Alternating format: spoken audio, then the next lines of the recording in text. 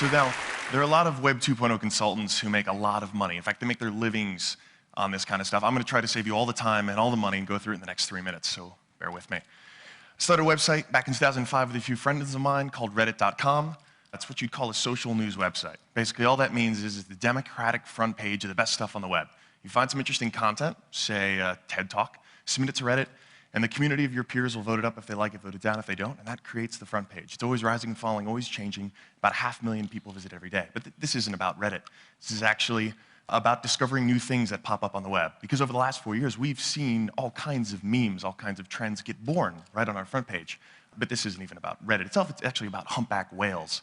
Well, okay, technically it's actually about Greenpeace, which is an environmental organization that wanted to stop the Japanese government on their whaling campaign. These humpback whales were getting killed. They wanted to put an end to it. And one of the ways they wanted to do it was to put a tracking chip inside one of these humpback whales. But to really kind of personify the movement, they wanted to name it. So in true web fashion, they put together a poll where they had a bunch of very erudite, very thoughtful, cultured names. I believe this is the Farsi word for immortal. I think this means divine power of the ocean in a Polynesian language. And then there was this, Mr. Splashy Pants. And this was a special name. Mr. Pants, or Splashy to his friends, was very popular on the internet. In fact, someone on Reddit thought, oh, what a great thing, we should all vote this up. And you know what, Redditors responded and all agreed. So the voting started, and we actually got behind it ourselves. We changed our logo for the day from the alien to a splashy to sort of help the cause. And it wasn't long before other sites like Fark and Boing Boing and the rest of the internet started saying, yes, we love Splashy Pants. So it went from about 5%, which was when this meme started, to 70%. At the end of voting, which is pretty impressive, right? We won. Mr. Splashy Pants was chosen. Just kidding. Okay, so Greenpeace actually wasn't that crazy about it because they wanted one of their more thoughtful names to win. So they said, no, we're just kidding. We'll give it another week of voting. Well, that got us a little angry. So we changed it to Fightin' Splashy.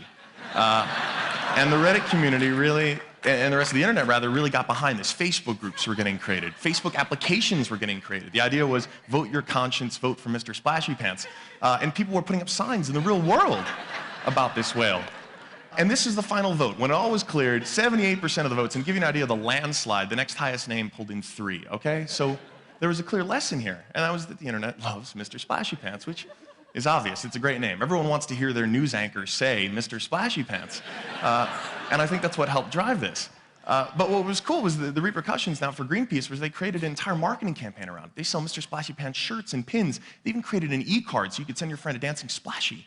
But what was even more important was the fact that they actually accomplished their mission. Japanese government called off their whaling expedition, mission accomplished. Greenpeace was thrilled, the whales were happy, that's a quote.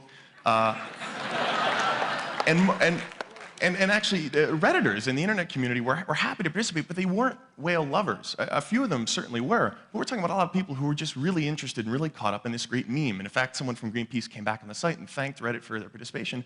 But this wasn't really out of altruism. This was just out of interest in doing something cool. And this is kind of how the internet works. And this is that great big secret.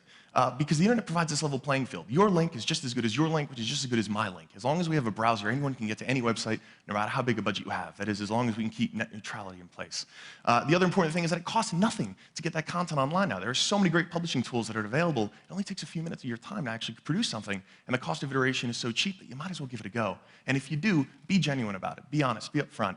And one of the great lessons that Greenpeace actually learned was that it's okay to lose control. It's okay to take yourself a little less seriously, given that even though it's a very serious cause, you could ultimately achieve your final goal. And that's the final message that I want to share with all of you, is that you can do well online, but no longer is the message going to be coming from just the top down. And if you want to succeed, you've got to be okay to just lose control. Thank you.